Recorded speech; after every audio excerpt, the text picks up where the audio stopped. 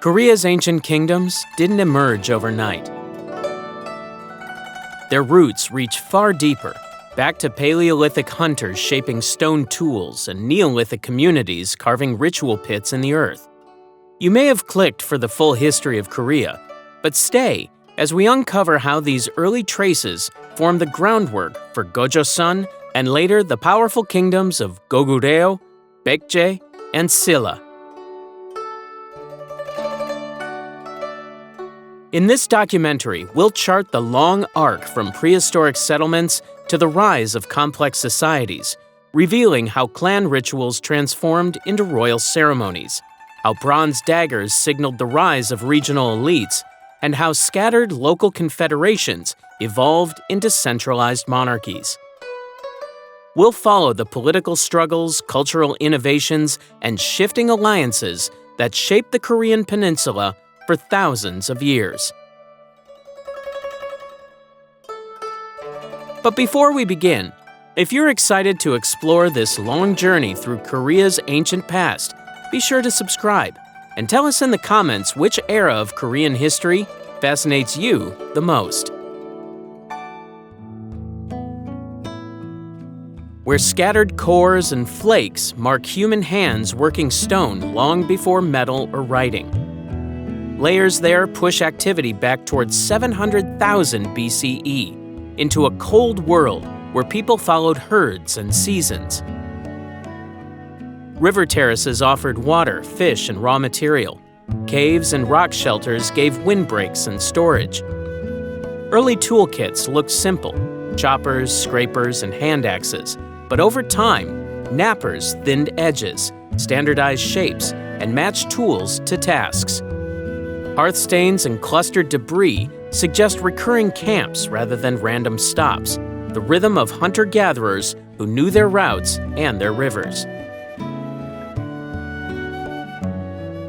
Daily life meant stalking red deer and wild boar, cracking marrow bones, and collecting chestnuts and acorns when ice pulled far to the south.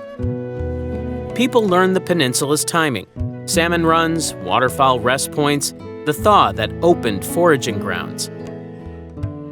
The toolkit diversified as the climate shifted after the last glacial peak. Microblades appear in several sites, snapped from prepared cores to armed composite knives and spears. That shift tells us about planning and repair. A broken tip no longer ended a hunt. You swapped a sliver and kept moving. Mobility stayed high, but knowledge deepened, mapped into memory across valleys that later kingdoms would fortify.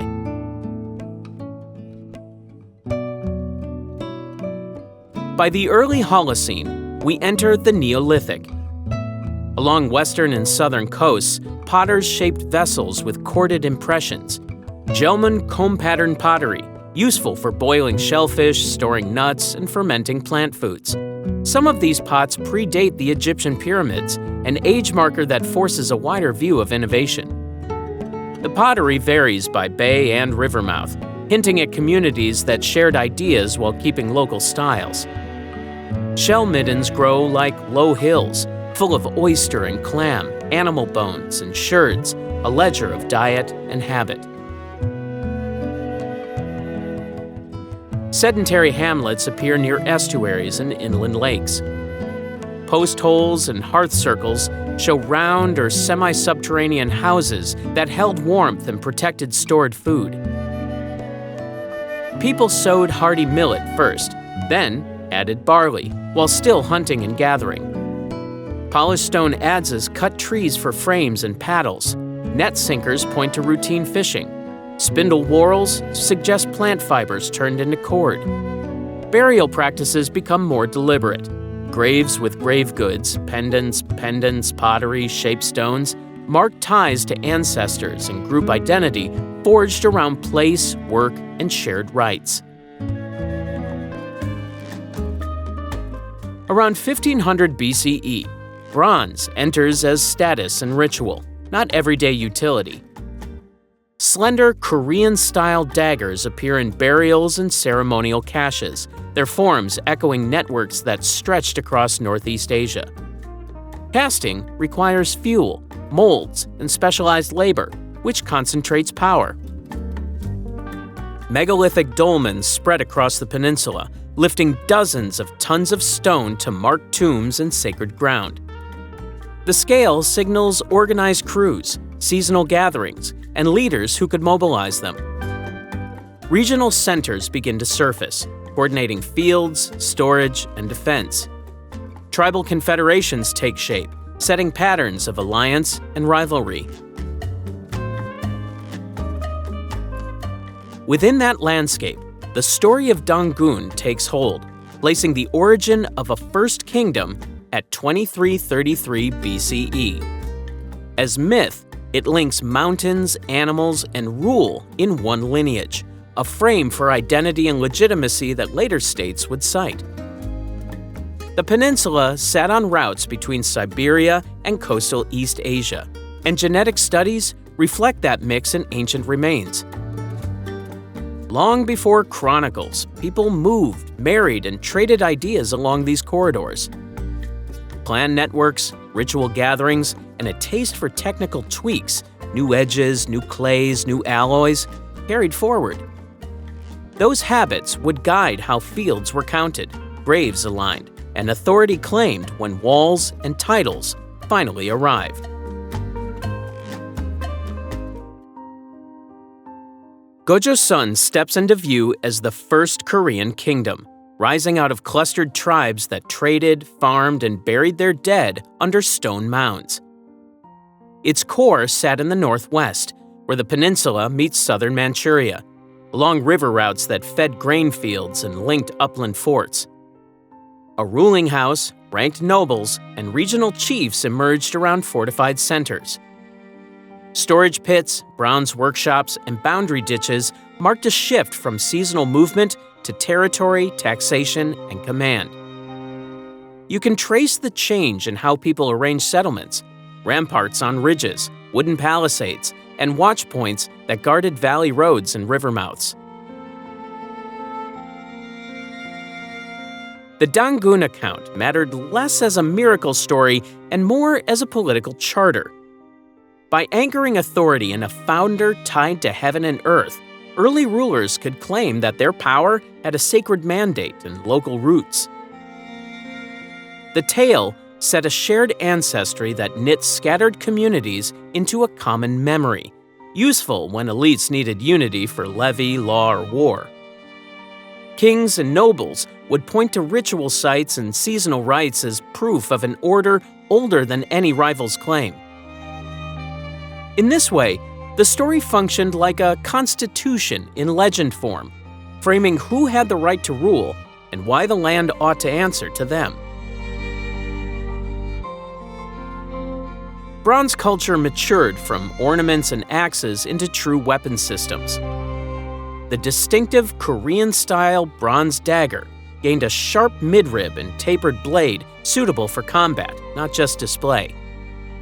Casting workshops produced match sets, dagger, spearhead, and cheek pieces for horse gear, signaling a warrior class that could fight on foot and manage livestock. These daggers also worked as social keys. Chiefs gifted them to allies, sealed marriages with them, and buried them in tombs to show a lineage's standing. Some pieces traveled astonishingly long distances. Finds over 1,000 kilometers from the peninsula show that early Korean metalwork moved along long exchange corridors.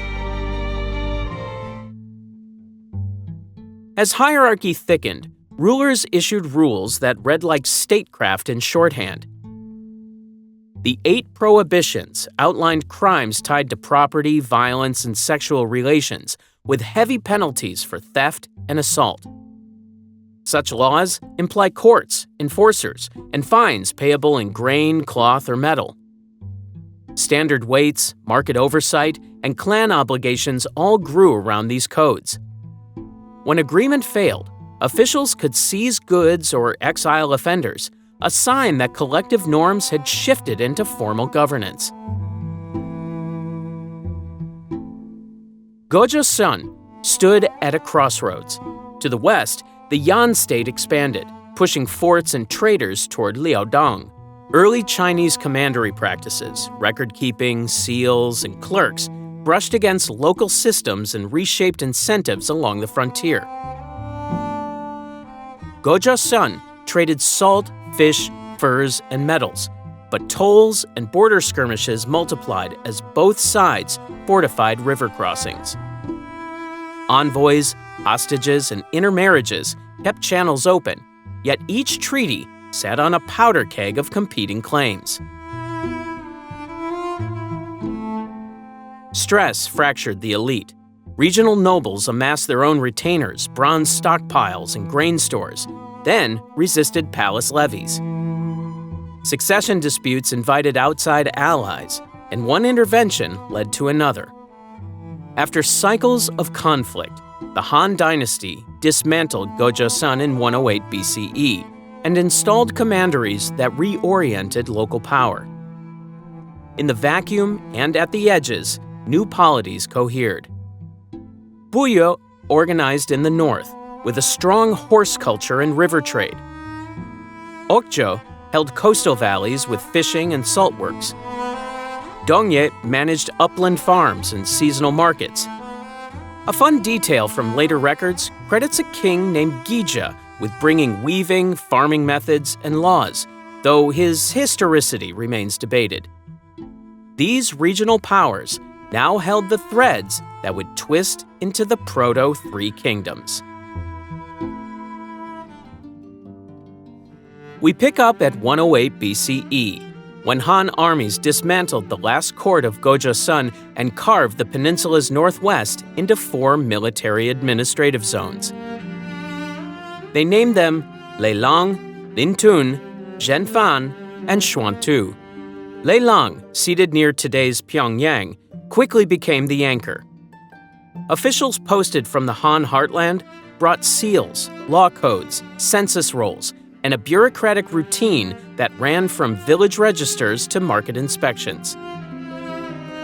From this hub, roads, river traffic, and coastal shipping stitched the peninsula to Liaodong and beyond, turning Leilang into a gateway for goods, scribes, and new ranks of power.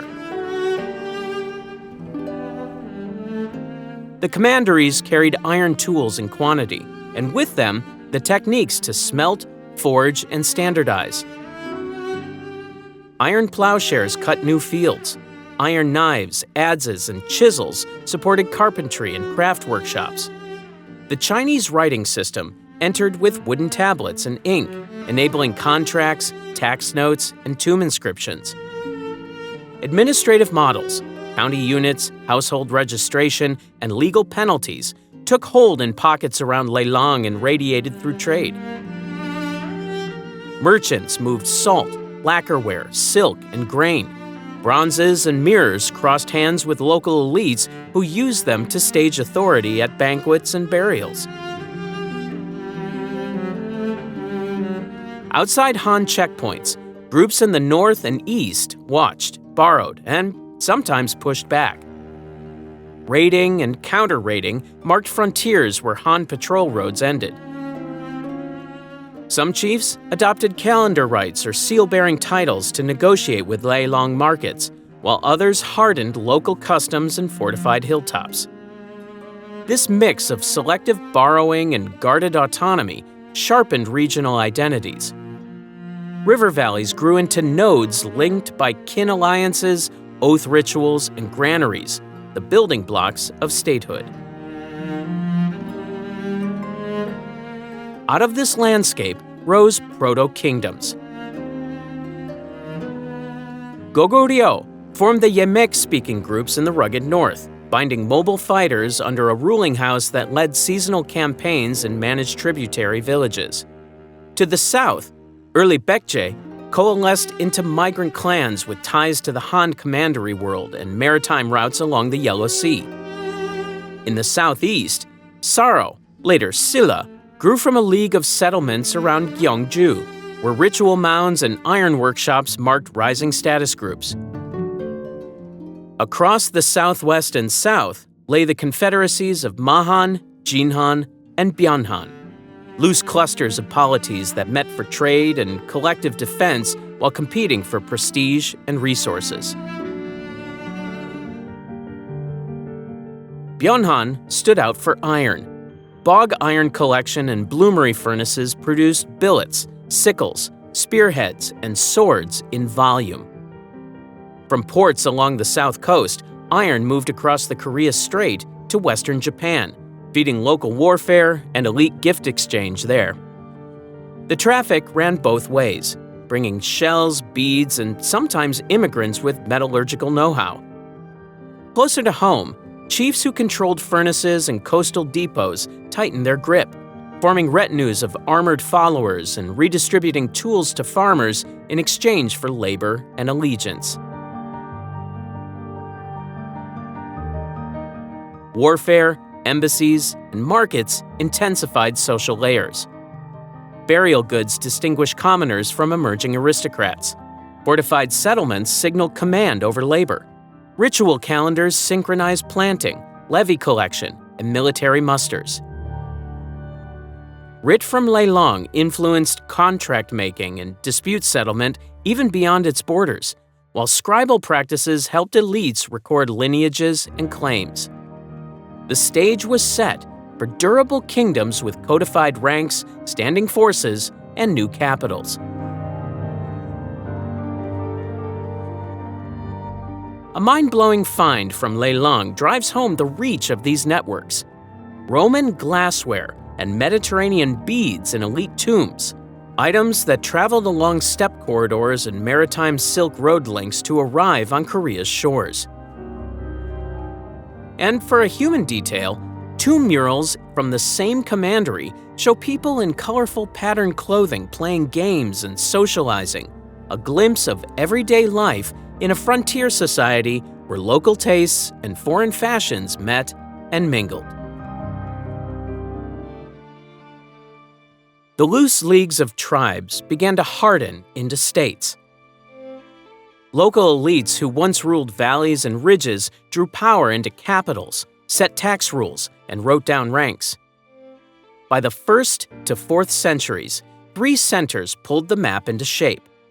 Goguryeo in the north, anchoring the mountain belt and river corridors toward Manchuria. Baekje, rising in the southwest along fertile lowlands and coastal routes. And Silla, coordinating in the southeast with clans knit into a single court. What had been shifting confederations now tied authority to palaces, law codes, and ritual calendars that could keep harvests, soldiers, and tribute on schedule. Their growth marched with walls and weapons. Fortified cities clustered on ridgelines and river bends, using stone ramparts, earthen ramparts, and wooden palisades to control movement and store grain. Standing armies replaced seasonal levies. Officers drilled archers, spearmen, and cavalry, and supplied them through depots linked by roads and river barges. Aristocratic hierarchies ranked who led regiments, who collected taxes, and who could command work crews for fortress building. Campaign seasons pushed borders outward, sometimes to seize farmland, sometimes to seize people, who were resettled to till new estates and garrison frontiers. Iron made the difference in both field and farm. Bloomery furnaces turned local ore into blades, spearheads, and plowshares. Heavier plows and iron hoes cut new paddies and upland terraces, raising yields and feeding denser villages. With more grain came more storehouses, which let rulers keep troops in the field longer and reward loyal lineages with allotments. Control of iron workshops and charcoal forests became state business. Smiths and miners often lived under direct oversight near royal centers and along rivers that carried pig iron and finished parts. Each kingdom followed its own political script. Goguryeo leaned on a warrior aristocracy whose status grew from frontier defense and large territorial units. Kings balanced powerful clans by rotating office and leading campaigns in person. Baekje built a polished court that managed artisans, scribes, and envoys, shaped by steady contact with the continent through the Yellow Sea gateways. Senior ministers debated policy in formal councils, while craft guilds supplied palaces and tombs.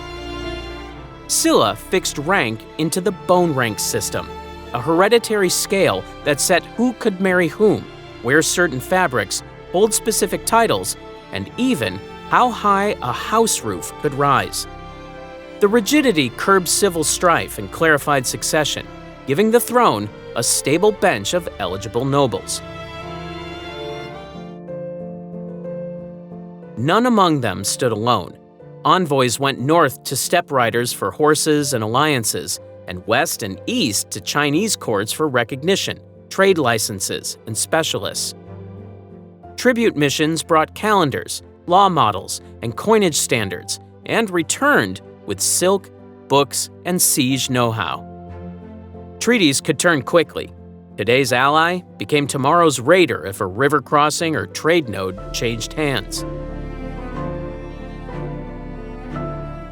New beliefs also crossed borders. Buddhism entered at different dates in each realm, first as texts and relics carried by monks and merchants, and then as royal projects. Kings sponsored temples near capitals, endowed monasteries with land and labor, and used Buddhist rites to present moral kingship.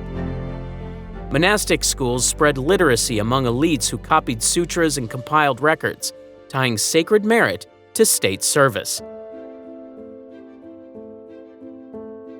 One landscape drew their focus again and again: the Han River Basin.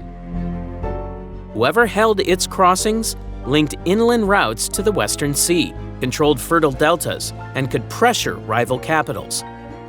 Forts multiplied on bluffs above the channels, and campaigns pivoted on ferry points and granaries within a few days' march. Early Goguryeo fortresses still show their core stones standing, a testimony to engineering that has survived nearly 1,700 years. And Baekje's elite taste echoed abroad. Later Japanese accounts praised them as masters of elegance, a reputation that traveled with artisans, temple plans, and court styles. Goguryeo steps onto the stage as the kingdom that could fight in two directions at once. From the Yalu and Tumen river basins into Manchuria's corridors, it sat on the high ground of Northeast Asia. That location tied the steppe to the peninsula and gave access to trade in furs, iron, and horses, plus control of passes that funneled migrants and raiders. Its borders were not lines on a map. They were ridges, rivers, and fortified valleys designed to steer movement and taxation. Early rulers set the template, and expansion followed a rhythm: secure a river, plant a fortress, recruit locals, and move again. Taizhou consolidated aristocratic clans and tightened royal command over frontier chiefs. Michon pushed south and west, pressing into former Chinese commandery zones to claim manpower and farms. The arc peaked under Goguryeo, whose campaigns reached into Liaodong, crushed pockets of resistance, and overawed coastal polities. He treated nomadic confederations as neighbors to be ridden with or ridden down, folding cavalry into his ranks and demanding tribute along winter routes when rivers froze. We know the scale of that ambition because one monument says so. The Goguryeo stele, raised by his son, preserves a list of victories and terse lines that place Goguryeo among the arbiters of the Northeast. It situates the king as a restorer of order, an image that matches the policy of stationing garrisons near markets and fords and extracting service from subdued groups. The text, tall and unblinking, shows a court confident enough to define the region in its own terms. Power ran through a military machine tuned for mobility and siege defense. Heavy cavalry formed the striking arm, with riders in lamellar plates and horses armored at the neck and chest. Elite infantry carried long spears and composite bows, drilled to fight on uneven ground. Supply lines threaded from river depots to mountain fortresses, where granaries and cisterns kept garrisons fed through long campaigns. The fortress belt around the capitals linked lookout posts and beacon stations, so orders could move faster than invading columns. That system met the states to the west head-on. When Northern Wei tested the frontier, Goguryeo countered with raids that punished exposed prefectures. Centuries later, the Sui launched grand expeditions across the Liao. At the end of one campaign, General Eulji Mundok drew a massive army into overextended pursuit and then shattered it near the Salsu River. Records describe a force of over 300,000, and the retreat turned into a rout. The Tang arrived with better logistics, bridging rivers, building forward bases, and coordinating fleets, yet faced stubborn resistance and layered defenses that forced sieges rather than quick marches. Culture kept pace with conquest. Gungne, near the upper Yalu, developed palace compounds that blended ritual halls with military storage. After moving the capital to Pyongyang, the court laid out tomb districts with stone chambers and painted ceilings. Murals show armored riders, banquets, hunting, and constellations around guardian beasts, a visual grammar that tied royal authority to the cycles of heaven and the labor of land and river. Artisans lacquered shields and armor plates, a deep, bright red that read as menace across open ground. Color joined steel as a tool of war. Fortresses like Hwando anchored the hinterland. Ansi, facing Tang assault, stood on terraced slopes with angled walls, inner redoubts, and countermines that turned battering into stalemate. Those strongholds bought time, but time also brought new fractures. Aristocratic blocks competed for influence, commanders guarded their own districts, and wars on three fronts drained men and grain. When Silla aligned with Tang, pressures converged. After decades of sieges, marches, and betrayals, the walls fell in 668, and the northern powerhouse went silent, leaving tombs, ramparts, and a memory of red armor flashing before a charge. Baekje enters our story from the water. Its heartland sat along the lower Han River and the tidal flats of the west coast, where broad estuaries met the Yellow Sea. Those waterways worked like highways. Flat-bottom boats ferried salt, iron, and grain inland, while seagoing ships carried lacquerware, cloth, and books to Liaodong and across to the Japanese archipelago. Ports at the mouth of the Gyum River funneled foreign goods into inland markets, and customs stations took a cut that funded palaces, temples, and fortifications. Maritime networks shaped policy. When storms closed the straits, prices rose in the markets of the capital, and court scribes took note. Under King Gyeongchogo, Baekje turned maritime wealth into power. The court reorganized districts, mapped farmland, and secured the Han River corridor with fortresses built at ferry points. Officials used tall wooden tally sticks to track tax grain, while military rosters expanded with riders trained for rapid river crossings. Gyeongchogo's campaigns west and north opened access to ironworks and coastal fisheries, and his envoys moved frequently, negotiating with Gaia confederates for ship rights and seasoned sailors. Later, King Seong tightened administration, promoted law codes, and laid out planned wards in the capital, with workshops grouped by craft. Urban streets ran on a grid that eased movement of market carts and militia units, and foreign delegations lodged in dedicated quarters under the watch of interpreters. Baekje's embassies carried more than tribute lists.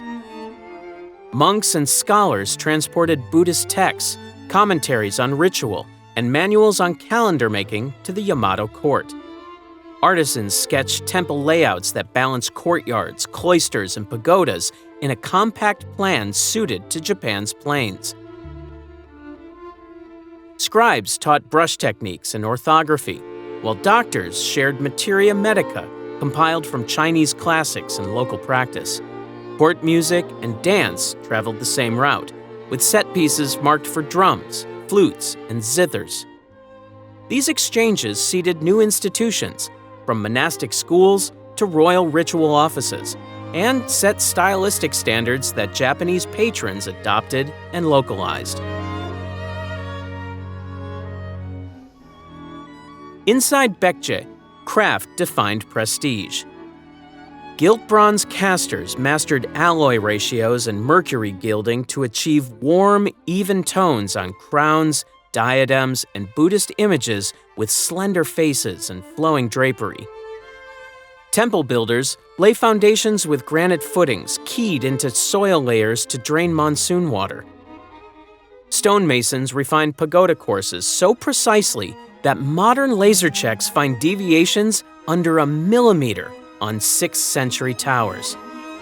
Gardeners arranged ponds and islets to mirror cosmological diagrams, and kiln masters fired grain stoneware at high temperatures for durable table sets.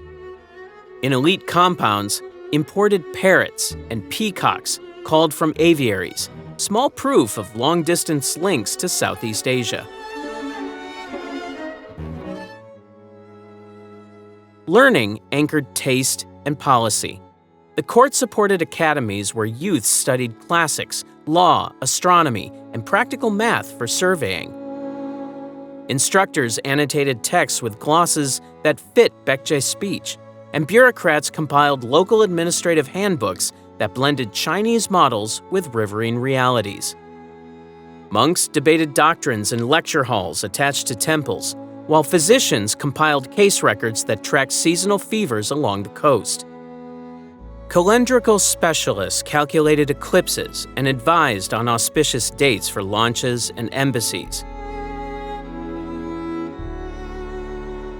Power, however, rested on noble clans. Great houses managed granaries, shipyards, and garrisons, and their marriages could seal or undo alliances. When clan councils aligned with the throne, campaigns moved swiftly and taxes arrived on time. When rivalries hardened, governors stalled orders and border forts ran short of provisions.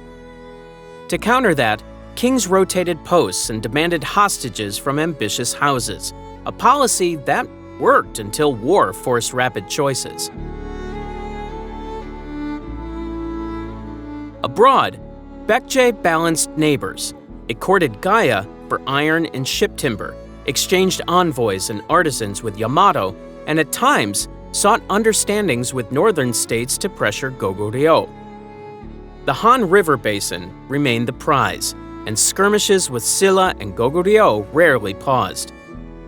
Fortified hills watched ferry sites, while beacon fires relayed signals along the coast. In 660, the Silla-Tang alliance pushed through Baekje defenses. The capital fell after sieges cut the river lines, and royal guards broke under combined land and naval pressure. Loyalists rallied as a Baekje revival army along the lower Gyum reoccupied forts and called back exiled princes and generals. They rebuilt boats, tried to reopen sea lanes to allies, and held out until defeats at key crossings forced withdrawals. Even as the banners disappeared, stone pagodas stood in temple courtyards, their tight joints still catching sunrise after summer rain. Silla begins as a backwater on the southeastern rim, a cluster of walled villages known as Saro. Its chiefs exchange hostages, trade salt and iron, and fend off raids from stronger neighbors on the plains. The Han River corridor lies far beyond reach. Early rulers balance kin groups that distrust one another, so authority drifts rather than commands. From this margin, the kingdom learns patience.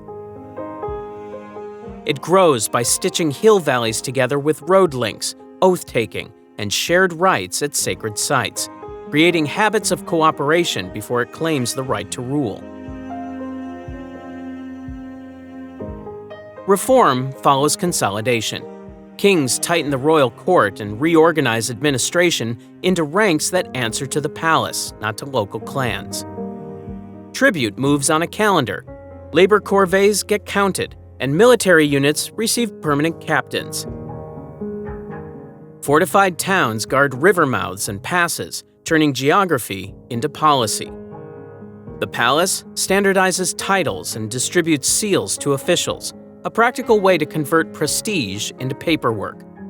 By reshaping land allocation and adjudicating disputes, the throne weakens the older family's grip on tenants and warriors. Authority becomes legible, and that makes it portable across valleys. The bone rank system sets the ceiling. Birth decides office, dress, and marriage, and it confines the kingship to those with sacred lineage. It frustrates ambitious commoners, yet stabilizes factions by spelling out who sits where and who never will. Court politics grow ritualized rather than explosive because procedure channels rivalry. In the long run, this rigidity limits certain reforms, but in the short run, it protects succession and concentrates decision-making when the army marches. Elite youth groups anchor the army's future. The Hwarang train with swords and bows, learn music and ethics, and travel the ridges and peaks to test endurance. Their program mixes discipline with a shared moral script that binds boys from competing houses. On campaign, that bond matters more than decoration. Their hiking practice doubles as reconnaissance, trails logged, springs mapped, waypoints named. The Hwarang become messengers of a common culture as much as fighters. Silla turns outward carefully. Envoys watch court fashions in the Chinese capitals and return with calendars and law codes, which the palace adopts to local use. By the 7th century, Silla courts the Tang dynasty. The arrangement is pragmatic: tribute for recognition, intelligence for military aid, and a promise to coordinate campaigns against Baekje and Goguryeo. While rivals wear themselves down in frontier wars, Silla avoids overextension and saves strength for decisive campaigns. Territory grows by swallowing small polities along the Nakdong and pushing north toward the Han Basin. The state seeds garrisons along trade routes, and new markets tie farmers to palace demand. River transport amplifies the reach. When floodplains yield surplus grain, the army can linger in the field. Stone ramparts appear on strategic heights, linking settlements into defensible clusters rather than isolated dots. A district identity takes shape. Early Buddhist monasteries rise near royal precincts, offering literacy, record-keeping, and networks that connect Silla to trans-regional learning. Goldsmiths hammer delicate crowns from high-purity sheets with tree-like protrusions and dangling jade that speak to both rank and cosmology. Masonry improves with temple platforms and pagoda cores, proving that permanence has become part of the plan. A mind-blowing detail here: the thinnest crown leaves surpass the delicacy of many modern luxury pieces, yet they endured more than 15 centuries in the ground. When the moment arrives, Silla moves with its ally. Tang fleets and armies break Baekje in 660, then Goguryeo in 668. and Silla supplies local command, logistics, and the political will to hold what follows. Tang garrisons press their own claims, and Silla counters with negotiations and fortifications, securing the heartland it fought to unify. Even the Hwarang lore keeps its mountain habit. Some believed ridgelines sharpened courage and cleared the mind before battle. So, they climbed at dawn, recited lessons, and came down ready to fight.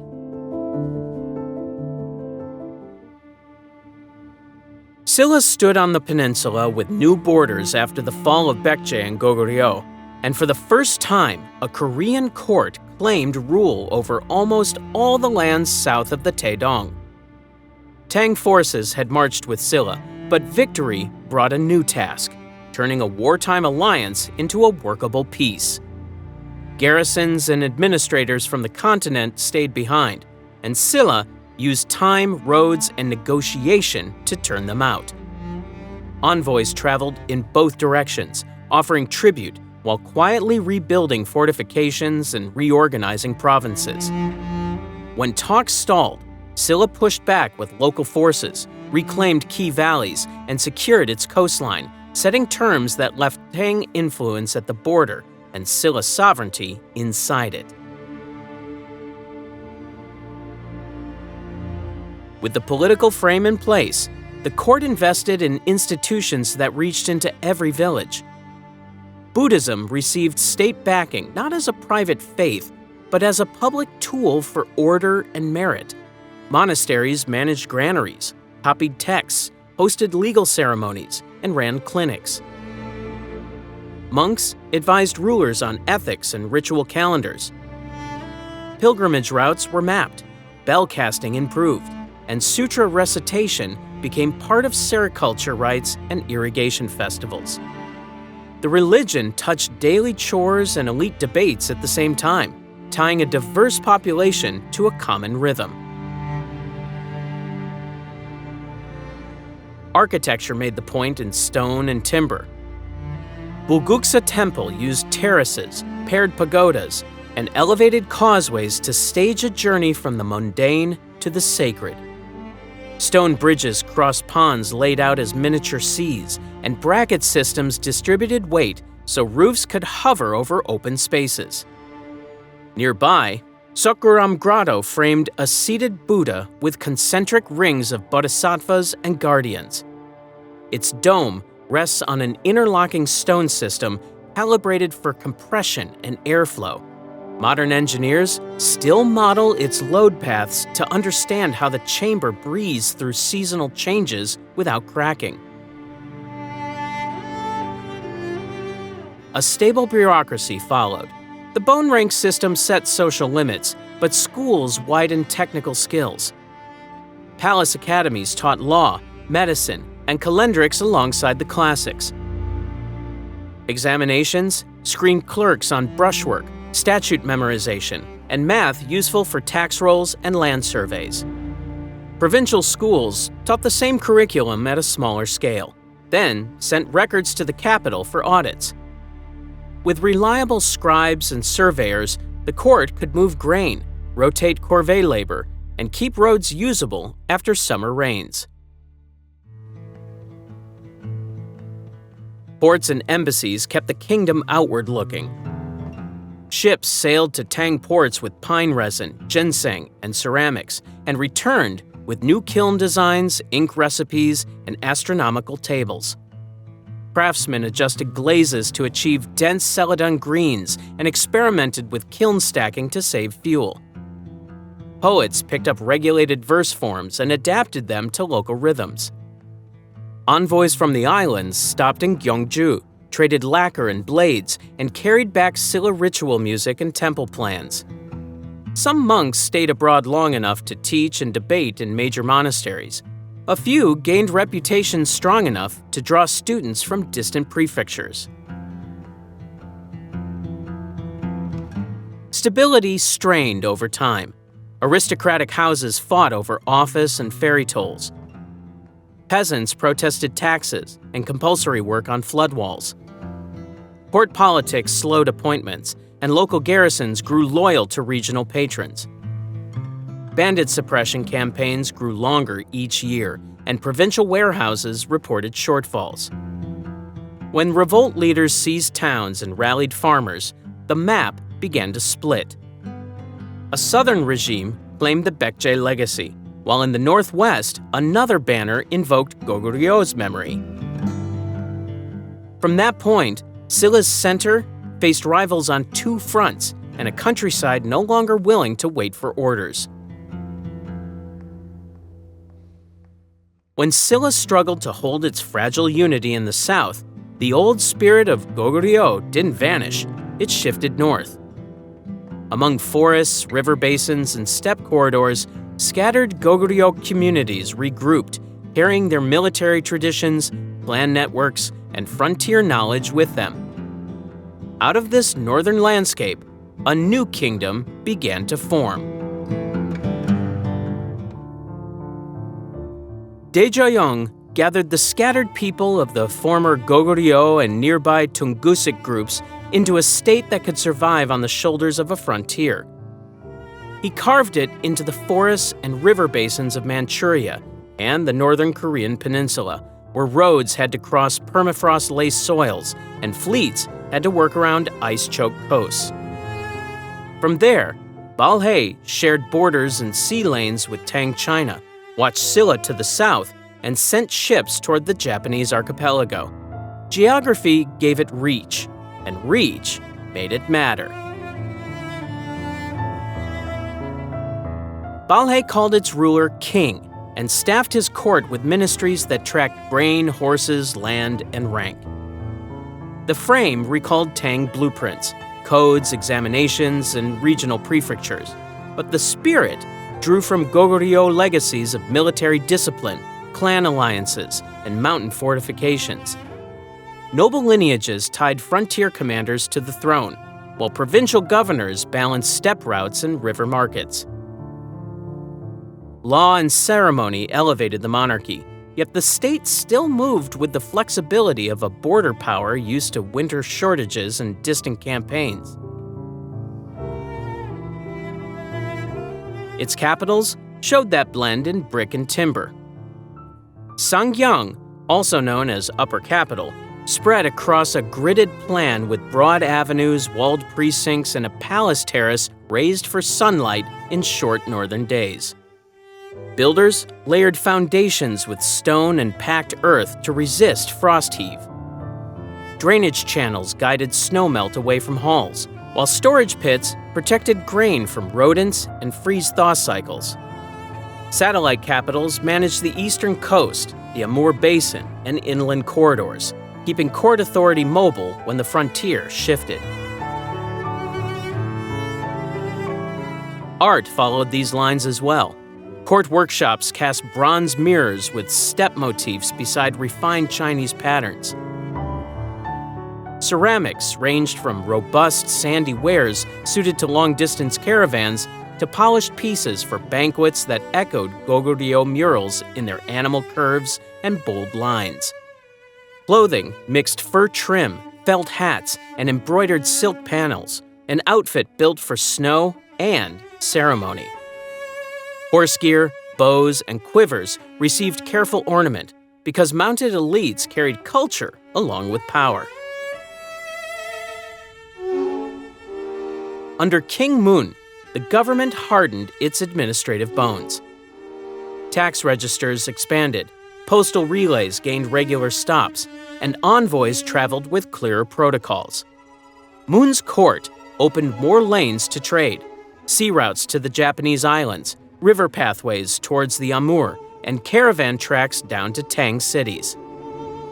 With revenue steadier and logistics more predictable, the state could plant garrisons, repair roads, and host markets that drew foreign merchants. In this climate, scribes recorded praise for a flourishing eastern realm, and the court leaned into the image with embassies and gifts. Trade defined Balhae's public face. Ships carried furs from sable and marten, prized ginseng, saltfish, and crafted metalwork. From the continent came silks, books, and lacquer, along with techniques that court artisans adapted rather than copied. Horse herds mattered, not only for war, but also for barter with steppe polities, whose riders linked Balhae to deeper Eurasian networks. The state carried this weight until strain spread. Earthquakes and bad harvests forced relief efforts. Factional splits complicated succession and defense. To the west, the Khitan built a machine that combined cavalry strength with statecraft, pressing Balhae's borders and intercepting allies. One front bent after another until in 926, the kingdom's structure gave way and its people scattered into neighboring realms or were absorbed by the new order. Excavations in former Balhae lands revealed nobles interred in vast stone-vaulted chambers underground. Some tomb rooms still sit airtight after more than 1,100 years, their masonry locked against time. And in distant courts, their emissaries gained a reputation for style, embroidered robes catching light as teams of trained horses stamped the entryways, a moving reminder that frontier states could arrive with polish as well as power. When unified Silla lost its grip on provincial commanders and tax flows, local strongmen filled the vacuum. Fortified towns answered to their own militias, grain storehouses shifted to private control, and rebel chiefs began minting authority with seals and titles. From this fractured map came three powers. Later Baekje in the southwest, later Goguryeo, also called Taebong, in the central north, and a diminished Silla clinging to royal rights and a shrinking tax base around Gyeongju. At the center of the southwest surge stood Gyeonhwan. A former Silla officer who knew the weaknesses of his old employer, he recruited farmers and sailors along the Jeolla coast, tapped rich rice plains for supplies, and seized key river ports that pushed goods inland. He launched rapid campaigns against Silla outposts, installed loyal governors, and leveraged coastal fleets to raid opponents. For a time, his armies broke through to the Nakdong and Han River systems, threatening to cap the peninsula under a single crown of his making. Rivalry in the north took a stranger path under Goguryeo, who framed his rule in prophetic and harsh terms and demanded ritual loyalty that alienated old allies.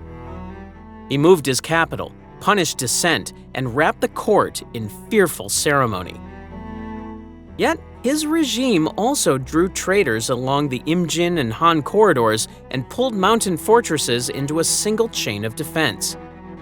That chain snapped when his general, Wang Gyun, backed by officers wary of purges, took control and reoriented the state towards stability. Wang Gyun understood river lines and markets as well as battle lines. He reopened channels for merchants on the Taedong and Han, cut tariffs to coax traders, and guaranteed safe passage for boats carrying salt, cloth, and grain. He issued land grants to regional elites, confirmed loyal customs to keep influential clans on his side, and spoke of inheritance from the old Goguryeo realm to anchor his rule in a deeper memory. By tempering conquest with recognition, he turned rival magnates into stakeholders rather than enemies.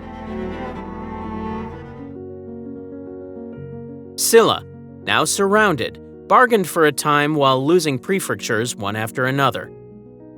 Court factions split over whether to resist or negotiate. Local commanders defected when their stipends dried up. Temples that once marshaled labor for grand projects now struggled to keep roads repaired. In 935, the Silla monarch chose to yield authority to Wang Gyun, trading a crown for security of people and lands, and avoiding a sack of the old capital. This period moved on blades and whispers. Officers changed sides after midnight oaths. Assassinations cut down governors who leaned the wrong way.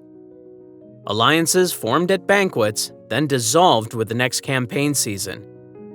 Scores of minor forts rose and fell within a few years, each reflecting the larger contest for river mouths, granaries, and legitimacy.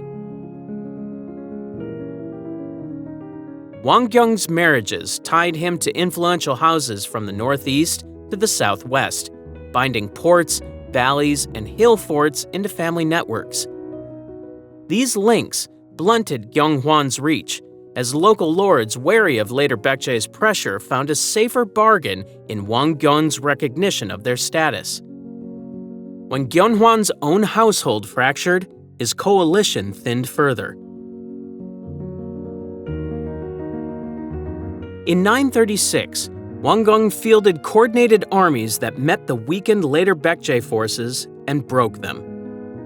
With that victory, the later three kingdoms ended, and the Goryeo state stood unified. Gungye's court, by the way, left a curious note. He reportedly wore a transparent mask to veil a scar and project a numinous presence. And Wangyung, thinking long-term, drafted 10 admonitions for future kings, even barring marriages with certain regions he deemed politically unstable. He steps onto the throne in 918 with a promise: end the civil war, bind the peninsula, and stop the bleeding. Wangyung has just removed Gungye, a ruler whose paranoia burned away loyalty. Wangyung doesn't dress himself as a conqueror. He appears as a broker of peace who understands that a shattered country needs seats at the table more than it needs vengeance. His first proclamations reward cooperation, not purges. Titles go to former enemies. He marries into influential families across regions, turning kinship into policy. The message spreads along rivers and road markets. Bring your banners, keep your lands, help build something that lasts. The new dynasty takes the name Goryeo and inherits the pieces of the later three kingdoms. Instead of stripping the provinces, the court confirms local holdings and invites their stewards into government. Provincial magnates keep their grain stores, their militias, and their dignity, but now owe tax, labor, and attendance. This inclusion becomes an operating system. It lowers the cost of ruling and limits rebellion by giving ambition a path upward. Administration grows by adding layers rather than smashing them. Goryeo becomes the hinge of this system. The site, today's Kaesong, sits near fertile plains that feed the capital, estuaries that move salt and grain, and mountain lines that shield it from sudden attack. Roads from the north and southwest meet here, making the city a broker between inland farmers, northern horse traders, and coastal salt works. Storehouses rise near the river port. Workshops cluster behind the palace compounds. A capital place to talk to every part of the realm can also listen.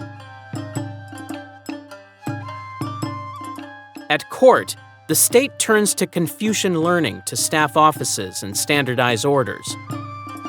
Registers, law codes, and examination halls appear, tying rank to schooling and service.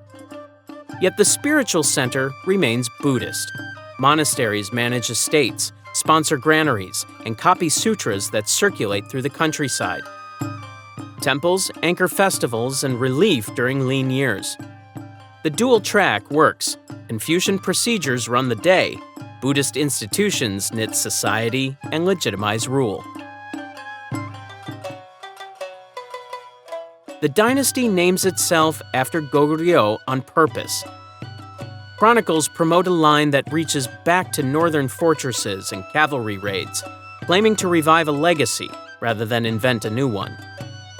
That lineage comforts frontier elites and supports claims over contested borderlands.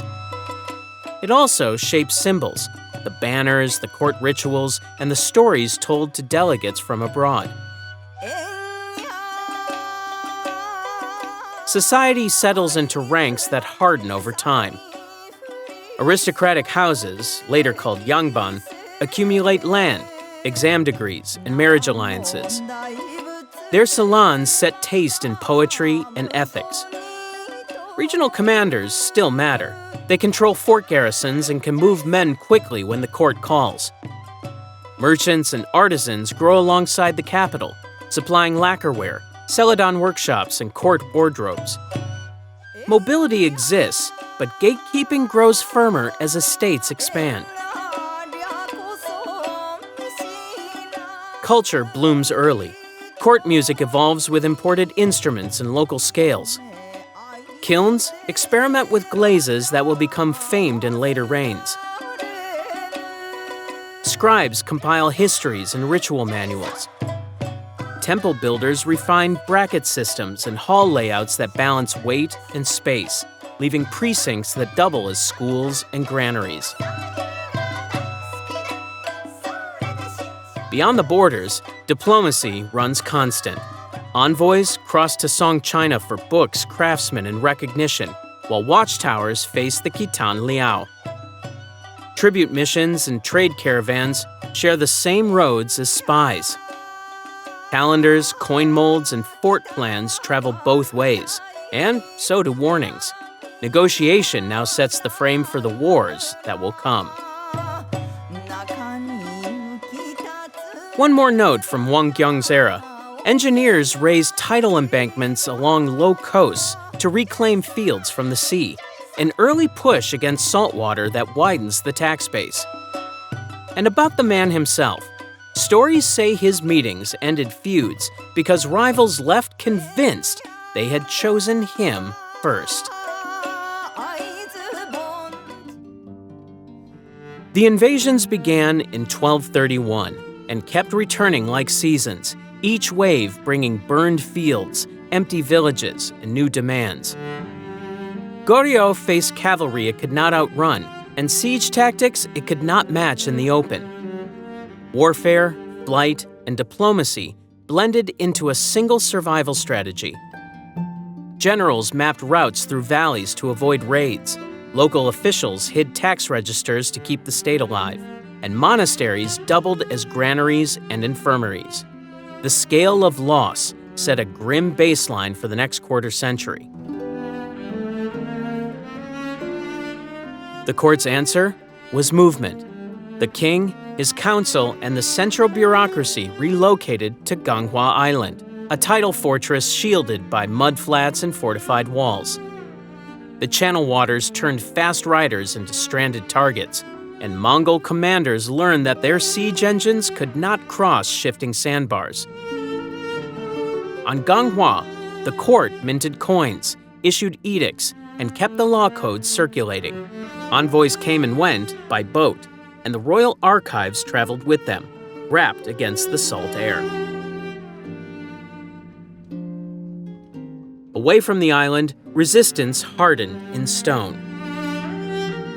Mountain fortresses locked in supply stores and residents behind high ridgelines. Paths zigzagged to slow archers and pack animals. Civilian militias formed around local leaders. Blacksmiths made bolts and ferrules by night. Grain moved at dusk to evade patrols. Yet the plains paid the price. Repeated incursions broke irrigation dikes, scattered oxen herds, and turned market towns into way stations for refugees. Pressure mounted into politics. The Mongols demanded an answer not only on the battlefield, but at the negotiating table. Tribute shipments left harbors with textiles, ginseng, falcons, and artisans. Royal hostages traveled to the Yuan court, where they learned about a new etiquette and met relatives by marriage. Intermarriage linked Goryeo's throne to the imperial clan, binding war and household together. The treaty obligations created corridors of influence that reached from Kaegyong's chancelleries to Dadu's palaces. That web produced a dual identity for Goryeo's kings. At home, they presided over law, tax tax, land surveys, and temple patronage. Abroad, they stood as imperial sons-in-law, expected to respect Yuan protocols and report loyalties through marriage bonds. The bureaucracy adjusted in small, constant ways. Titles expanded to fit Yuan ranks, embassies kept double ledgers, and provincial governors weighed orders from the capital against the temper of local garrisons. Culture traveled with the treaties. Trousers and riding coats cut for speed entered elite wardrobes. Composite bows and signaling flags altered drill on parade grounds. Port artists adopted motifs of steppe animals and cloud scrolls, while metalworkers blended Goryeo inlay with new saddle and stirrup designs.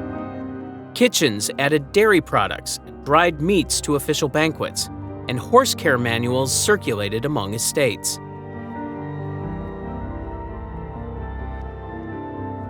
The invasions also cracked the General Choi military regime, which had held power through private armies and a shadow cabinet.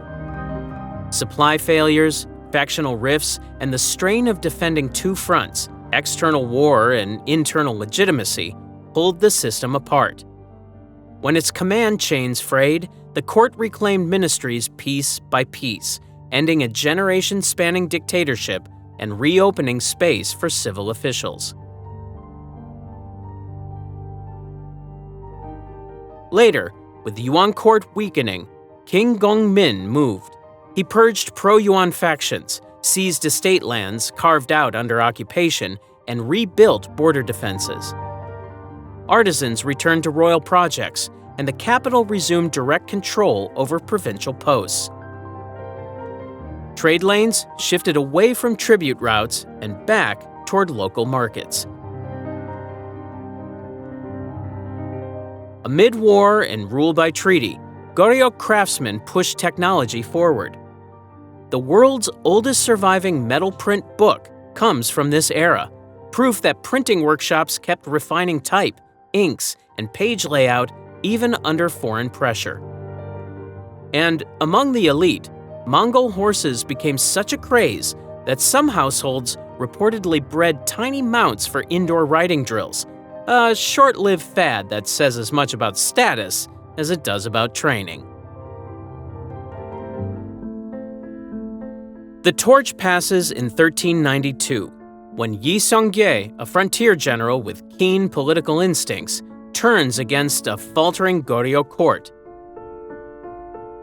He claims the mandate by arguing for moral renewal, not just military seizure, and installs a new order shaped by Neo-Confucian teaching. He rejects the old balance between Buddhism and court aristocrats, elevates scholar officials trained in ethics and history, and puts ritual at the center of statecraft. Even his temple name, Haejo, signals a founding figure who intends to redefine power with doctrine and procedure rather than hereditary privilege alone. He plants that doctrine in a fresh capital. The court moves to Hanyang, a basin ringed by mountains and fed by the Han River. Surveyors lay streets on a clear grid, aligning palace gates with ridgelines and waterways to protect authority and order. They raise royal halls at Gyeongbok, build Jeongmyo for royal ancestral rites, and set up sajik altars for earth and grain. Markets sit on assigned blocks, warehouses cluster near the river, and guard posts anchor the city walls. Confucian academies and schools take parcels near administrative quarters, tying education to governance through placement as much as policy. The new state narrows Buddhist wealth and influence without erasing belief itself. Monastic estates lose tax exemptions. Temple land returns to the fisc, and court patronage shifts to Confucian shrines and schools. Land registers get rewritten to track acreage, yield class, and labor obligations. The civil service is rebuilt around examinations on the classics and administrative law, with special tracks for military and technical posts. Passing the exams brings rank, salary, and a place in the bureaucracy, creating a professional class bound to rules, memorials, and audits rather than to clan monopolies. Early rulers look for stability in numbers. They conduct a comprehensive household census, tie families to Hangyak local compacts, and reorganize taxes to reflect land output instead of arbitrary extractions. Officials standardize grain measures and assess fields through periodic surveys. Agricultural offices distribute improved seed, promote double cropping where climate allows, and restore irrigation ditches neglected in late Goryeo. The result is more predictable revenue and steadier granary reserves, which in turn support frontier garrisons and relief in lean years. At the top sits the State Council, the Ujeongbu, screening royal edicts and coordinating ministries that handle personnel, taxation, rights, military affairs, punishments, and public works. Each ministry keeps registers, seals, and law manuals, and remits cases upward through a paper trail designed to be checked and copied. Censors patrol corruption by submitting remonstrances that the king must read, while historiographers record proceedings daily for the veritable records, anchoring accountability in writing. Culture follows the same logic of order. Court ritual manuals fix the sequence of bows and music at rites. Painters and artisans craft understated styles that speak to restraint and lineage memory.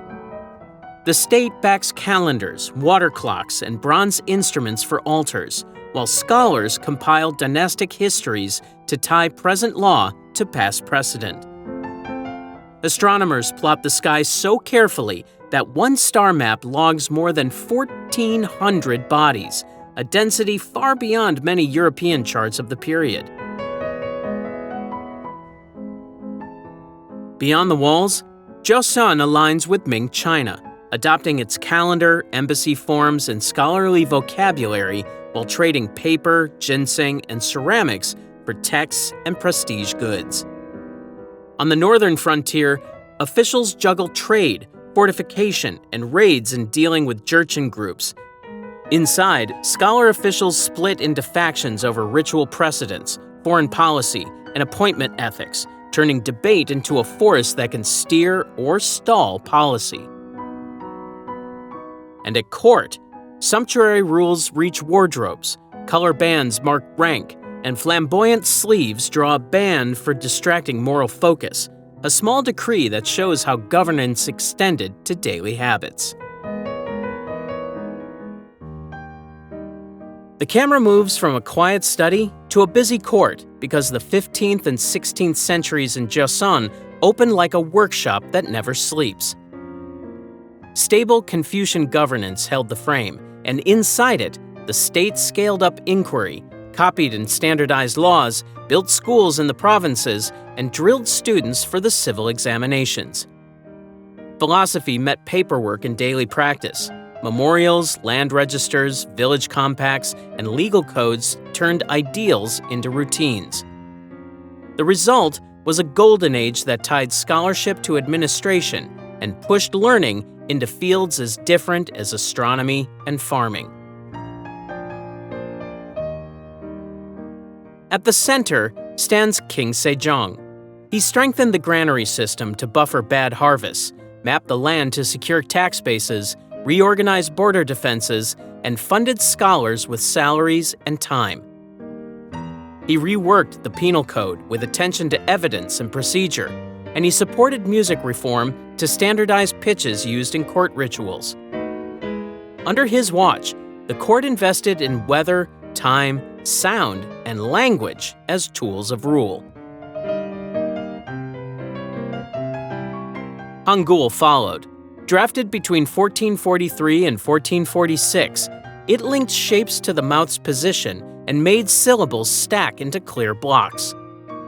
The court explained it through primer texts and reading drills, then used it for edicts, medical translations, and songs.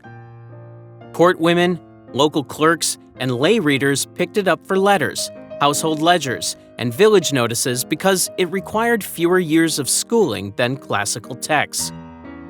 Early detractors called it too simple. Today, linguists point to that very simplicity to explain its precision and speed of learning.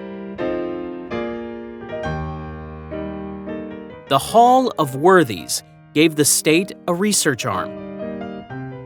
Teams produced star charts calibrated to Joseon latitudes, water-driven clocks that struck bells and drums on schedule, and a 7-day time marker integrated with lunar months for agriculture and ritual. Calendrical work set festival dates and tax deadlines, while new agricultural manuals recorded seed spacing, grafting, and pest remedies tested in royal demonstration fields. Military projects refined gunpowder mixtures, standardized cannon bores, and issued manuals for fort construction suited to river valleys and mountain passes. Art tracked the same confidence. True view landscapes shifted attention to named peaks, and river bends rendered as they were actually seen. Potters advanced a pale blue-green glaze into restrained forms valued for balance and surface, and later developed powdered designs and warm glazes that paired with plainer shapes. Court music stabilized repertoires and instruments for ancestral rites, fixing tempo and tuning so rituals sounded the same across generations. Confucian ethics set the meter of life. Lineage registers recorded birth order, mourning grades determined clothing and time off work, and village compacts posted rules for mutual aid and fines. Primary schools drilled characters, ritual phrases, and moral stories. Academies refined commentaries and trained exam candidates. Households passed genealogies and manuals to keep the family line orderly and accountable. Yangban's status depended on performance. Candidates copied model essays, debated ritual minutiae, and wrote pottery on assigned themes. Jurists compiled casebooks that weighed intent, evidence, and punishment. Court historians tracked reigns year by year with records of policy disputes, droughts, embassy gifts, and border skirmishes, creating a dense archive of state memory. With growth came rivalry. Study circles hardened into factions divided over appointments, rights, and textual interpretations. Policy shifts turned sharper. Purges scarred careers, and debate tilted toward loyalty tests. Amid that tension, one device kept working without taking sides. A rain gauge, set up in 1441, let officials record rainfall by depth and compare districts month by month. Data shaped grain loans, tax remissions, and predictions, and it trained local officials to read the sky with numbers.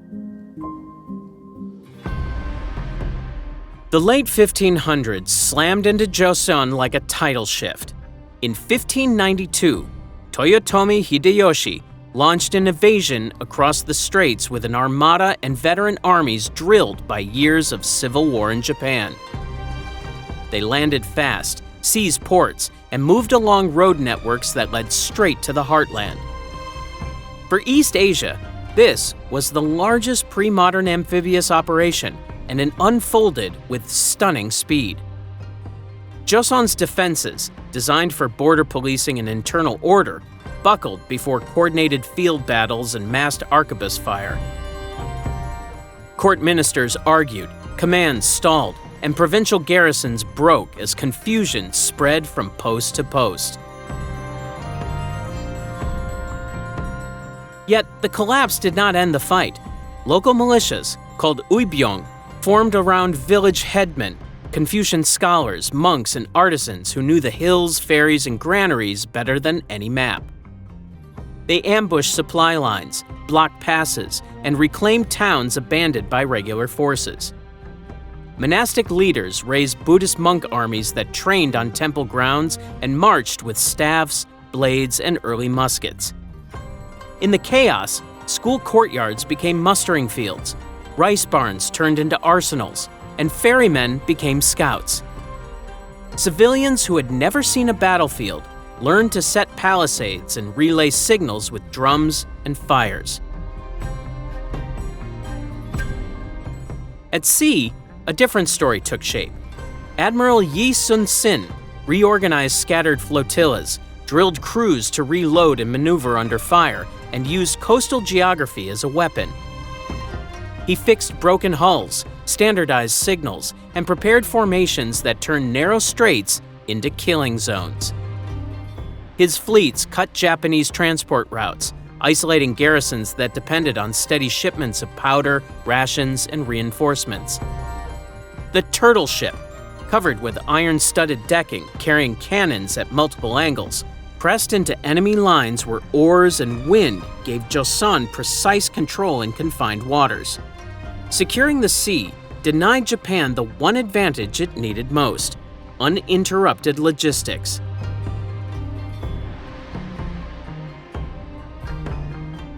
The conflict grew multinational almost immediately.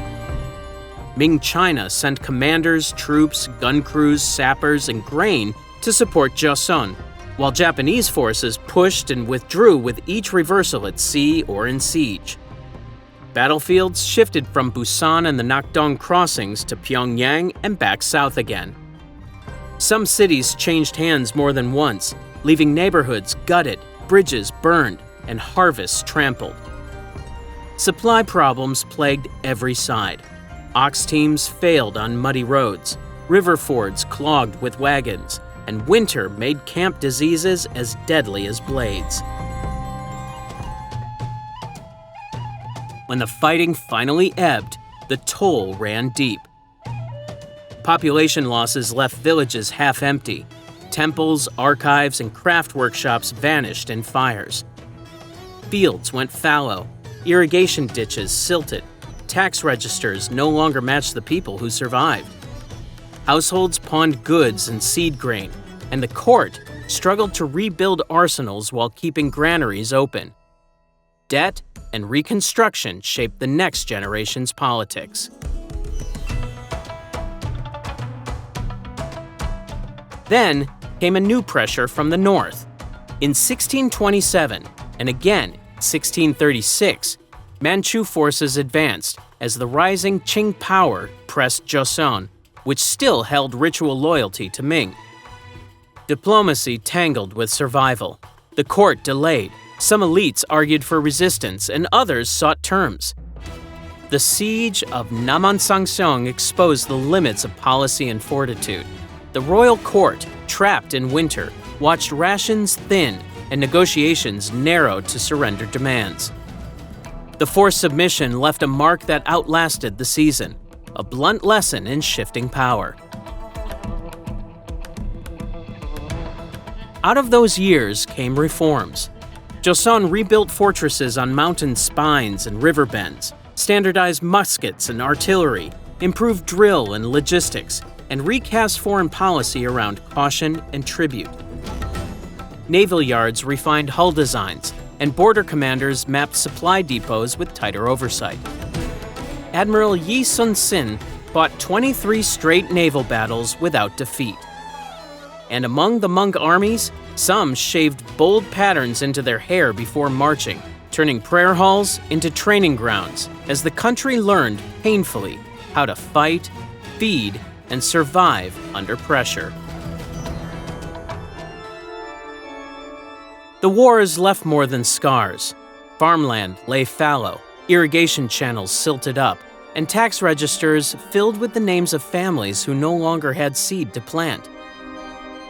The state diverted manpower to rebuild fortresses and fleets, while villages rebuilt with scrap timbers and debt. Government granaries emptied faster than they refilled, so officials inflated harvest figures to keep their posts. That cycle, damaged fields, short harvests, false reports, hardened into habit. Craftsmen who once supplied muskets and ships returned to household tools. The crown lost both revenue and readiness. Over time, court routines resumed, but the economy moved like a cart with a bent axle. In that slow grind, aristocratic factions turned procedure into a battlefield. Soron and Noron argued over loyalty and doctrine. Namin pushed rival candidates, and Southerners and Westerners blocked each other's appointments. One purge invited the next. Examinations still selected officials, yet the victor's roster decided who actually served. Petitions stalled, relief missions missed planting seasons, and legal cases waited for a factional tide to turn. Reform edicts reached provinces with blank spaces where enforcement should have been.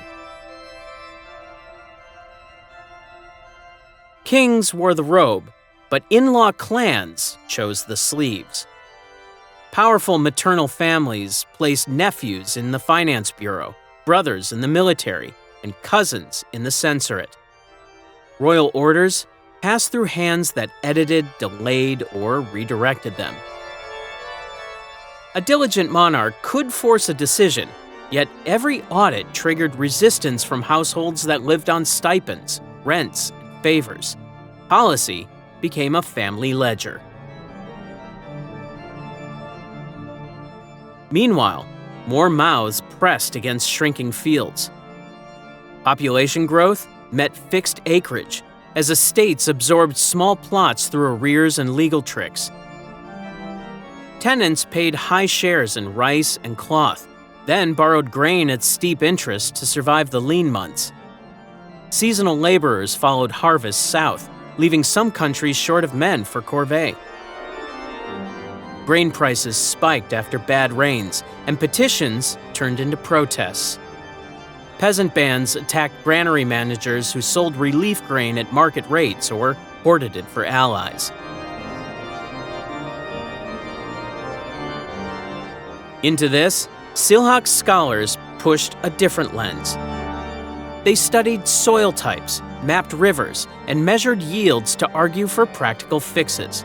A fair land tax based on actual output, redistribution to break idle estates, and double cropping with new seed varieties. They compiled manuals on irrigation, sericulture, and seed selection, and urged the court to permit trade where monopolies strangled supply. Some even reasoned toward market-friendly policies that echoed laissez-faire, and sketched mechanical devices, early discussions that paralleled steam concepts, arrived at through observation and local experimentation. Calamities made their case sharper. Cold snaps ruined rice seedlings, summer floods rotted millet, and epidemics traveled with grain boats. Magistrates levied extraordinary fees to fund repairs, then siphoned portions to repay patrons. When officials ranked virtue, yet sold posts, people said the dynasty's moral mandate had thinned. Uprisings flared with local cause and shared anger. The Hongyeongne Rebellion rallied tenants, smugglers, and minor clerks who knew the tax codes better than their superiors. They seized storehouses, issued proclamations that cited broken laws, and drew support because their targets, corrupt officials and predatory landlords, were known by name in every market town. Despite bans, new creeds moved along trader routes. Catholic teachings entered through books and lay networks, promising a community outside lineage hierarchies. Converts met raids and trials, yet the movement persisted, widening the gap between official ideology and lived belief. At the same time, cannon smoke and steam abroad sounded like a clock. Western ships tested coasts, and Japan reorganized its state and industry. Joseon tightened gates and prized order, but arsenals aged and surveys lagged. Even etiquette reached for control. Manuals detailed how to bow, how to stand at a gate, and even how loud a scholar could sneeze without offense. The door opened with a treaty. In 1876, after gunboats pressed their case, Japan forced Joseon to sign the Treaty of Ganghwa. Ports at Busan, Wonsan, and Incheon followed, and the wording labeled Korea independent, not to celebrate its autonomy, but to loosen China's claim and pivot the peninsula into Japan's orbit. Customs houses, consulates, and foreign settlements quickly appeared along the waterfronts. The familiar tributary routine with Qing China stumbled, while new maritime charts redrew routes to Korean harbors. That first agreement signaled a rush. The United States pushed for its own treaty in 1882. Then, Germany, Britain, Russia, Italy, and France followed, each seeking most favored nation clauses, extraterritorial rights, and land for legations. Telegraph lines snaked from port to capital. Lighthouse crews arrived under foreign contracts. A postal service opened, then reorganized to fit international standards. New coins and banknotes entered circulation, circulating alongside Chinese cash and Japanese yen in a confusing tri-currency reality that merchants had to learn overnight. Inside the court, the strain showed. Senior Confucian officials favored measured change, anchored in classical texts and ritual hierarchy. Reformers in the Gaehwa movement argued for a modern bureaucracy, a standing army with drilled infantry, and schools teaching arithmetic and foreign languages. Newspapers, such as the Hansang Sumbo, appeared, paused, and reappeared under changing rules as censors and ministers wrestled over what the public should read. Even the haircut became a political statement. Keep the top knot to defend tradition, or cut it to signal a new social order. In 1884, a small group of reformers attempted the Gapsen coup. They drafted plans for a cabinet system, tax overhaul, and an end to noble privilege. But rival troops intervened within days, and the movement collapsed. A decade later, crisis revived reform. The peasant-led Donghak uprising and foreign forces on Korean soil pushed the court toward the Gabo reforms of 1894 to 1896, which abolished the class system of slaves, standardized taxes, reorganized ministries, and introduced a modern court system. Reform decrees reached even remote magistracies, but every step met friction from rival embassies and competing advisors. As reforms advanced, the battlefield shifted to geopolitics. Qing and Japanese forces landed during the turmoil, each claiming to stabilize the situation. War broke out in 1894. The first Sino-Japanese War was fought from the Yalu to the Yellow Sea, and Japan's victory ended China's long-standing suzerainty over Korea. Independence in name brought Japanese advisors into every ministry. Queen Min, later Empress Myeongsong, steered the palace toward balancing foreign influence, especially by courting Russian support. In 1895, she was assassinated by Japanese agents, an act that shocked foreign legations and rattled the court. The king relocated to the Russian legation, signaling a brief tilt toward St. Petersburg. Russian influence grew in concessions, timber rights, and guard detachments, but Japan rebuilt its position through banks, rail lines, and military advisors. By 1904, rivalry erupted into the Russo-Japanese War. Japan prevailed at sea and on land, but Korea's fate narrowed. In 1905, Japan imposed a protectorate, taking control of diplomacy and communications. Administrative power flowed through the Residency General, and police posts spread along rail corridors. In 1910, annexation ended the dynasty and absorbed the peninsula into the Japanese Empire. Amid these upheavals, modernization moved quickly. Seoul launched an electric streetcar system in 1899, connecting the Palace District to growing suburbs. And when Korea sent its first diplomats abroad in the 1880s, their silk robes and top knots became a sensation in Washington. A reminder that global diplomacy could carry a different kind of statecraft. Boys, fabric, and centuries of etiquette into rooms ruled by new machines and new maps. The monarchy vanished on paper in 1910 when Japan declared annexation and installed a governor-general with sweeping authority. Ministries in Seoul reported to Tokyo. Courts, police, and schools followed Japanese codes. Land, taxes, rail timetables, and even calendars were standardized to sync the peninsula with imperial administration. The royal household lost legal standing. Palace grounds became government property, and officials mapped the country down to village granaries to convert a sovereign kingdom into a province of empire. The first 9 years became known as the military rule period. Gendarmes ran checkpoints, inspected mail, and licensed gatherings. A comprehensive land survey required written proof of ownership. Many farmers lacked documents for plots they held by custom, so titles shifted to big landlords and state corporations. Publishing needed permits, and classrooms taught loyalty to the emperor. Markets closed on command during security sweeps. Travel passes regulated movement, while a dense network of informants kept diaries, sermons, and union meetings under watch. Public punishments, curfews, and collective penalties made daily life predictable in its constraints.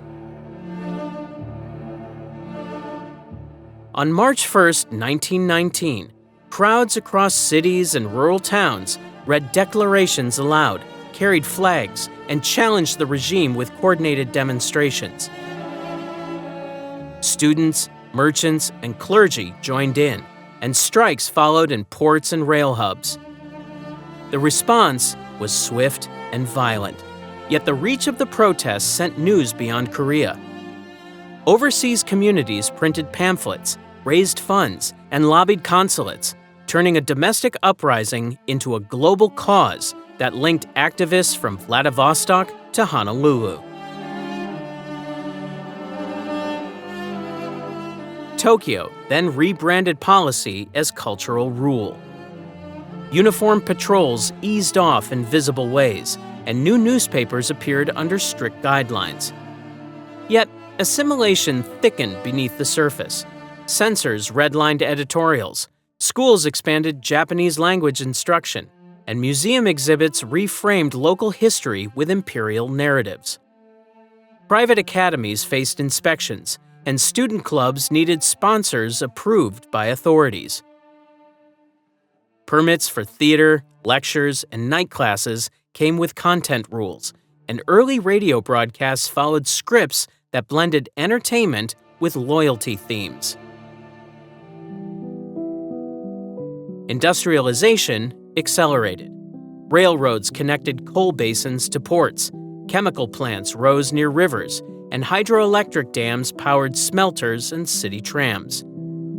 The corporate giants steering these projects were Japanese, and executive posts flowed to metropolitan graduates. Koreans filled the workshop floors, the mines, and the gangways. Company towns set rations, dorm hours, and safety rules. Injury claims moved slowly, and wage disputes met police arbitration. The port of Incheon, by the 1930s, ranked among the busiest in the Japanese Empire, moving more cargo each year than many large ports inside Japan itself. Independence networks multiplied. Activists formed a provincial government in Shanghai, establishing ministries in exile and linking diplomats with fundraisers and couriers. In Manchuria, guerrilla units learned how to move across borders, strike police stations, and dissolve into forests before dawn. At home, students mimeographed essays, tucked leaflets in textbooks, and smuggled banned poetry between libraries and tram stops. Arrests cut lines, but new ones formed through churches, alumni lists, and guilds. During the 1930s, policy hardened again. Households filled name change papers, schools organized shrine visits, and censorship closed vernacular presses. Labor conscription quotas expanded, and military service grew. Wartime demands brought forced mobilization to factories and frontiers.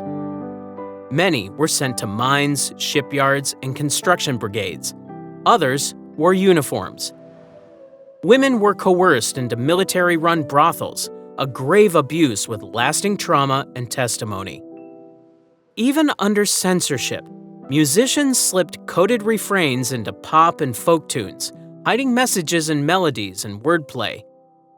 Japan's defeat in 1945 ended colonial authority overnight, and with it came new contest over borders, armies, and who would govern the peninsula next. Liberation arrived with Japan's surrender in 1945, and on the same day, the peninsula's map was redrawn. Two American officers proposed a split at the 38th parallel, and the Soviet Union agreed. No Korean leaders were consulted. The line cut provinces, railways, and families, turning a united independence into two occupied zones administered by foreign armies. In the north, Soviet forces took control of major cities and infrastructure.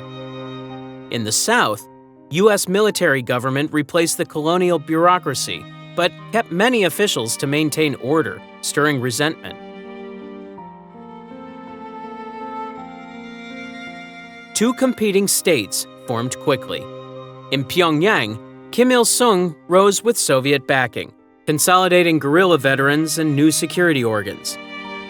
In Seoul, Syngman Rhee, long in exile, returned with U.S. support and built a government that prioritized anti-communism. Both regimes claimed the authority to rule the entire peninsula. Each built institutions that mirrored their patrons: land reform and centralized planning in the north, elections, a strong presidency, and police power in the south. The border hardened as both sides assembled armies trained and supplied by their allies. Tension escalated month by month. Armed raids crossed the line, and local commanders tested each other along hills and river crossings. Inside both states, political arrests and purges targeted rivals. Assassinations removed opponents, while propaganda campaigns portrayed the other side as illegitimate. Refugees streamed south from the North's reform campaigns. Others moved north seeking stability under a single party. The situation produced a frontier primed for war. In June 1950, North Korean forces launched a broad offensive. Tanks and artillery supported infantry that rolled down the main highways, taking Seoul within days. Southern units fell back through successive lines, and the government evacuated. By late summer, defenders held a shrinking zone anchored on the port of Busan, a lifeline for supplies and reinforcements. The UN Security Council authorized assistance, and a multinational force led by the United States arrived in strength. A sudden reversal followed. In September, an amphibious landing at Incheon cut North Korean supply routes and forced a rapid retreat. UN and South Korean troops advanced north, crossing the 38th parallel and pushing toward the Yalu River. As they neared China's border, Chinese forces entered the war in large numbers, carrying out night attacks and encirclements that drove the front back through Pyongyang and below Seoul once more. Winter fighting carved deep losses on both sides. The war devastated the peninsula. Cities changed hands and burned. Bridges and dams were destroyed. Roads became rubble, and civilians fled repeatedly. Food shortages turned into famine in many districts, and both sides carried out killings amid chaos and occupation. Medical services collapsed. Diseases spread through refugee camps and ruined towns. Key battles set the war's tempo. The defense of the Pusan perimeter stabilized the south long enough for reinforcements to arrive. The Incheon landing severed enemy lines and reshaped the campaign. At the Chosin Reservoir, surrounded UN troops fought their way to the coast under sub-zero conditions, evacuating equipment and wounded while maintaining cohesion. By 1951, the front settled close to the original line. Trench warfare, artillery duels, and limited assaults continued, while negotiators argued over prisoners and boundaries. In 1953, an armistice halted the fighting and established the demilitarized zone, heavily mined, fenced, and guarded, running roughly along the 38th parallel. The conflict introduced jet versus jet combat as a regular feature of war. During the Incheon operation, extreme tides complicated landings to the point that local fishermen avoided those channels at low tide. The armistice left two states facing opposite horizons. In the south, ruins and refugees met foreign aid, U.S. troops, and a security treaty that anchored the peninsula in a Cold War order.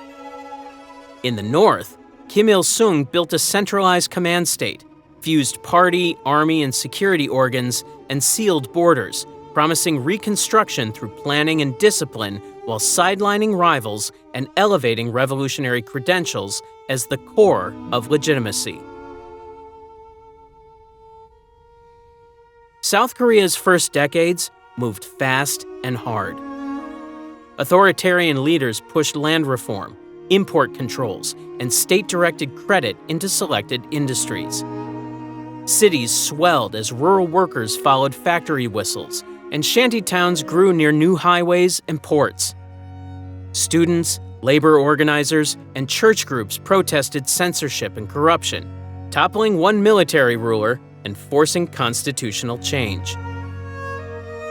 Strikes and street rallies in the 1980s won direct elections and laid the groundwork for a legal opposition, a freer press, and a civil society that could challenge policy without collapsing the system. The economic takeoff earned a name: the Miracle on the Han River.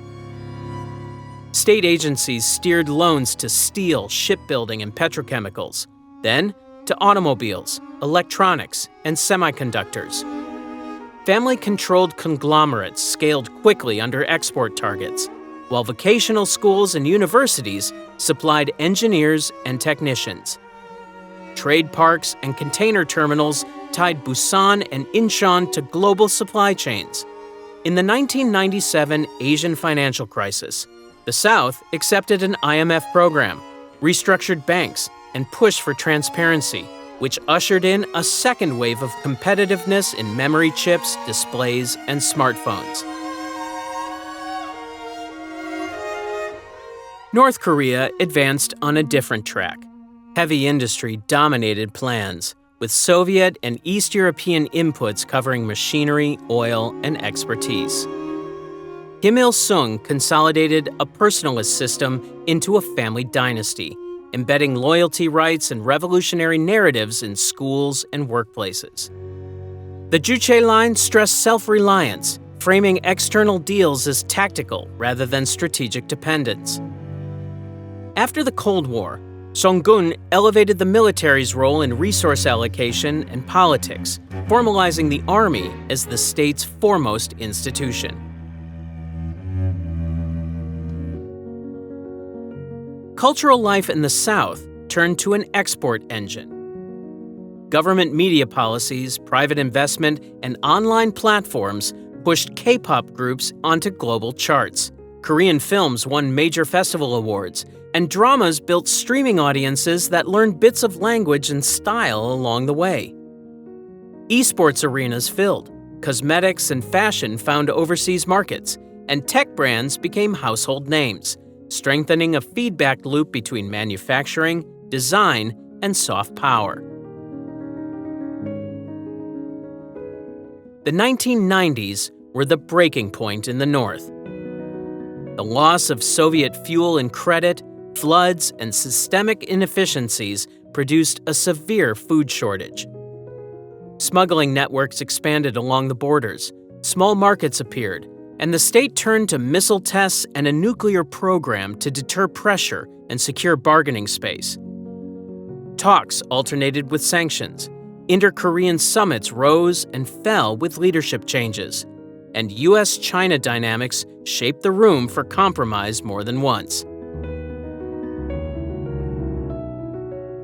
Seoul now runs on subways, mobile payments, and dense fiber networks under glass towers and 24-hour delivery. Pyongyang presents wide boulevards, synchronized parades, and monumental apartments in curated districts. Between them stands the DMZ, where relatives reunite for brief visits and then separate, and where defectors carry stories across a boundary that is both political and personal. South Korea is the only country in modern history to go from receiving UN food aid to becoming a major UN donor nation within just 2 generations. And when BTS addressed the UN, their speech drew more social media engagement that day than several world leaders combined, a small window into how far the South's cultural reach now extends. Thanks for joining this journey through the entire history of Korea, an epic story of resilience, culture, and transformation across thousands of years. Stay curious, stay inspired, and don't forget to like, comment, and subscribe for more incredible history breakdowns.